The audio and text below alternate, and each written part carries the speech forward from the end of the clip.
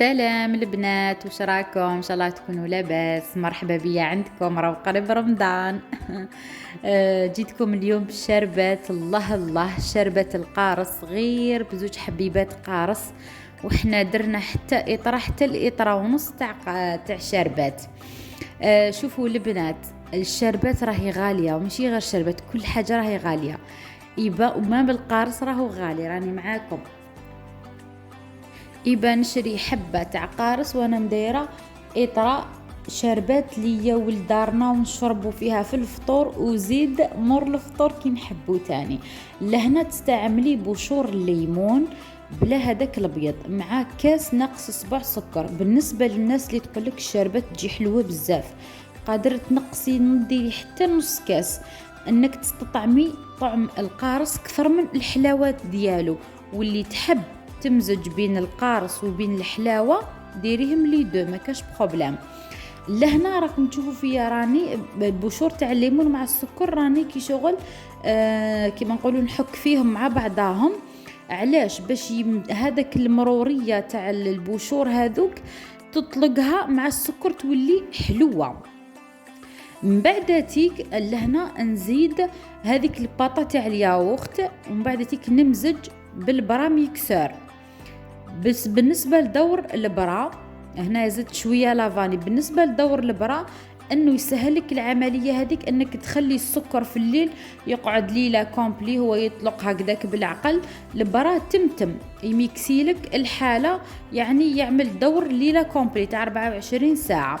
لهنا درت هذوك زوج حبيبات قارص اللي كنت ديجا عصرتهم مع حبه مع باطايا وقت ممزوج. انا كانت عندي باطا برك تاع ممزوج، هي يكون ديري الزوج يعني من الاحسن. تجي الشربات حامضه كتر. راني نهدر بالنسبه للناس اللي يحبوا ذوق الليمون، اما بالنسبه اللي ما يحبوش ذوق الليمون بزاف يكتفيو بعلبه، علبه تكفي وتوفي.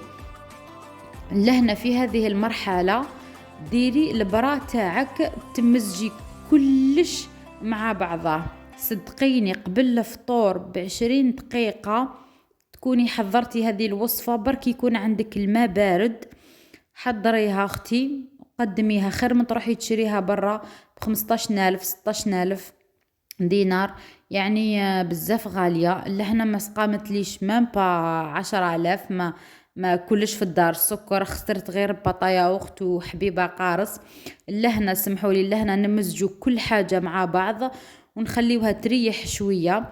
من بعد تيك نزيدوا الماء اطرا ما حتى الاطرا ونص، وتحطي كل حاجه في الفريجيدار تبرد وتقدميها عادي، والصوره راهي تعبر على نفسها.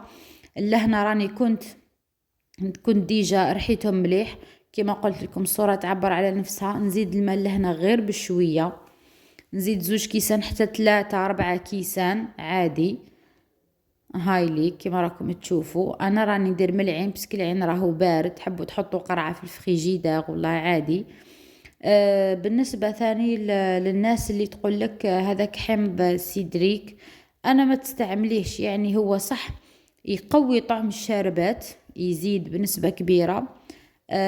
بالنسبه للناس اللي توجعها الاستوما كيما انا، ما تحملش حوايج ماهيش متعوده عليهم، غير ما كان اختي ايفيتي عليك حاجه راكي متعوده عليها هذيك الله اعلم، ما نقدرش ننصحك اكثر من هكذا.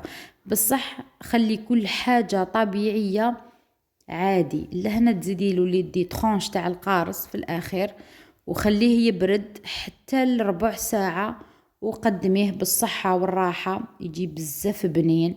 تخيلي القارص بنين والسكر بنين، وزيدي له الياغورت تاع ذوق الليمون بزاف بزاف بنين. والله يعني هذا جربته ماشي شحال من خطره، ماشي غير 2 خطرات برك شربنا ما شاء الله. خاصه كي تكون مع شريبه بوراك يمسح لك على قلبك، هذا ذوق الليمون يمسح لك على قلبك بالبوراك والزيوتي وكل حاجه. بالصحه والراحه ورمضان سعيد.